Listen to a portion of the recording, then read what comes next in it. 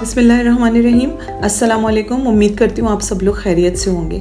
आज की वीडियो का जो टॉपिक है वो है प्रेगनेंसी एंड फास्टिंग, यानी जो ख़वातीन हामिला हैं क्या वो रोज़े रख सकती हैं या नहीं। सबसे पहली तो बात यह है कि आप अगर रोज़े रखने के बारे में सोच रही हैं तो अपनी प्रेगनेंसी को अपनी ऑब्स्टेट्रिशियन से यानी अपने डॉक्टर से ये क्लासिफाई करवा लें कि आपकी प्रेगनेंसी हाई रिस्क प्रेगनेंसी तो नहीं है। अगर आपकी प्रेगनेंसी एक लो रिस्क प्रेगनेंसी है और आपकी जनरल हेल्थ अच्छी है तो आप बहुत सेफली रोज़े रख सकती हैं। रोज़े रखने के दौरान आपको अपने डॉक्टर से मुस्तकिल राब्ते में रहना है, ताकि अगर आपकी किसी भी स्टेज पर तबीयत ख़राब होती है या अगर आपको कोई सिम्टम्स होते हैं तो आप अपने डॉक्टर से राब्ता कायम करेंगी।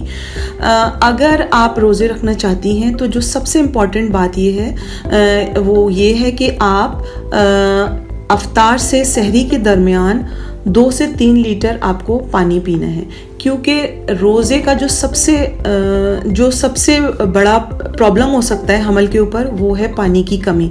क्योंकि पानी की कमी की वजह से किसी भी हामिला खातून को वक्त से पहले बच्चा होने के दर्द हो सकते हैं, यानी उनको प्री टर्म कॉन्ट्रैक्शन शुरू हो सकती हैं और वो प्री टर्म डिलीवरी उनको हो सकती है, यानी वक्त से पहले बच्चा पैदा हो सकता है।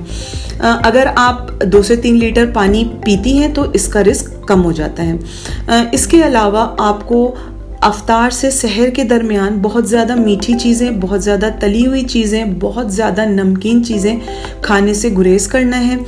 आपको अपना BMR कैलकुलेट करना है, यानी आपके कद और आपके वज़न के मुताबिक आपके जिस्म को कितनी कैलोरीज चाहिए, क्योंकि हमल के दौरान एक आम सेहतमंद खातून को जिनका एवरेज वेट है, मैं बहुत ज़्यादा उन ख़वातीन की बात नहीं कर रही हूँ जिनका वज़न बहुत ज़्यादा है, एवरेज वेट के ख़वातीन को 200 से 300 कैलोरीज ज़्यादा चाहिए होती हैं। इस वजह से अपना BMR कैलकुलेट करें और आप अपनी वो 200 से 300 जो कैलोरीज लेंगी वो किस चीज़ से लेंगी, फ्रूट से, वेजिटेबल्स से, दूध दही से या प्रोटीन से, जिसमें आप चिकन, फिश या मटन ले सकती हैं। इसके अलावा अगर रोज़े के दौरान आपको बहुत ज़्यादा दर्द महसूस होता है पेट के निचले हिस्से में, अगर आप अपने पेट पे हाथ रखें और आपको रह के पेन्स आ रहे हैं और आपका पेट बहुत सख्त हो रहा है हर 10 से 15 मिनट बाद, तो आपको अपने डॉक्टर के पास जाना होगा।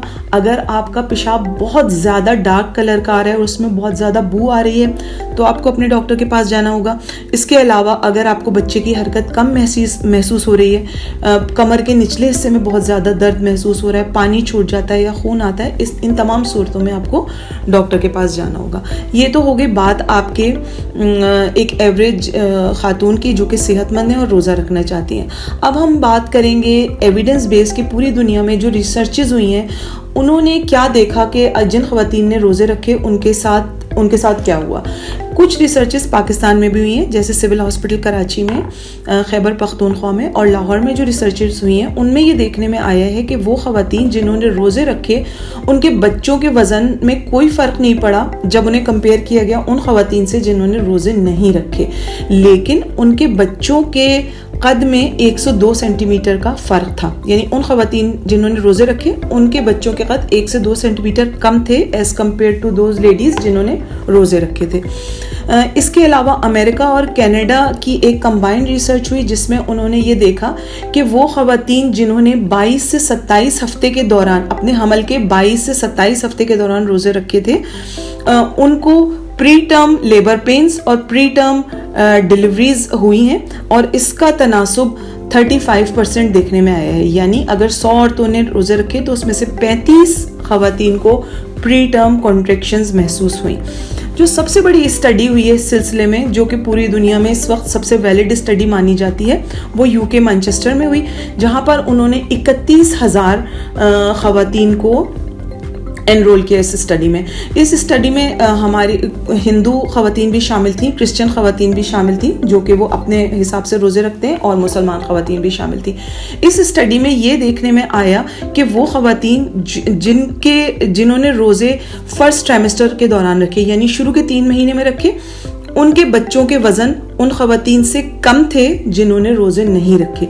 वो ख़वातीन जिन्होंने बीच के 3 महीने में रोज़े रखे उन तमाम ख़वातीन को थोड़े थोड़े वक्त वक्फे से कम या ज़्यादा तनासुब से थोड़ी बहुत प्री टर्म कॉन्ट्रैक्शंस फील हुई, जो कि फ्लूइड लेने से ख़त्म हो गई और प्री टर्म डिलीवरी के केसेस देखने में नहीं आए।